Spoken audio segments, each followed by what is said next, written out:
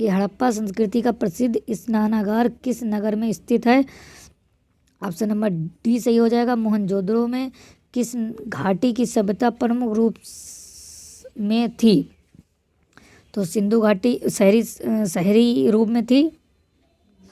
और हड़प्पा के निवासी इनमें से किस धातु का प्रयोग नहीं करते थे।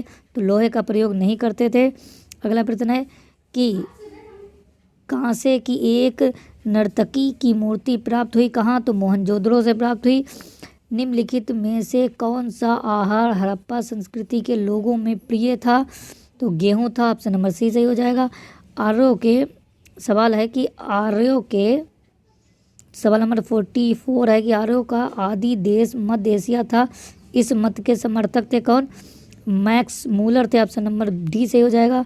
आर्यों का आगमन भारत में हुआ कब हुआ। तो 1500 ईसा पूर्व हुआ था। ठीक है। अगला प्रश्न है कि आरंभिक वैदिक साहित्य में सर्वाधिक वर्णित नदी कौन सी है। तो सिंधु है। गायत्री मंत्र का उल्लेख किस ग्रंथ में मिलता है। तो ऋग्वेद में मिलता है। इंडिका मूलतः लिखा गया है किसने लिखा है। तो मेगनस्तीज ने लिखा है। अगला है कि वैदिक सभ्यता में निम्न में से किसकी पूजा नहीं होती थी। बहुत महत्वपूर्ण प्रश्न है कि वैदिक सभ्यता जो थी उसमें उस समय उस काल में किसकी पूजा नहीं होती थी। तब इंद्र की होती थी, सूर्य की होती थी, वरुण की होती थी, लेकिन लक्ष्मी की नहीं होती थी। नेक्स्ट सवाल है हमारा। अगले सवाल की तरफ चलते हैं कि ग्रामों के समूह को आर काल में जाना जाता था किस नाम से। तो विष के नाम से जाना जाता था।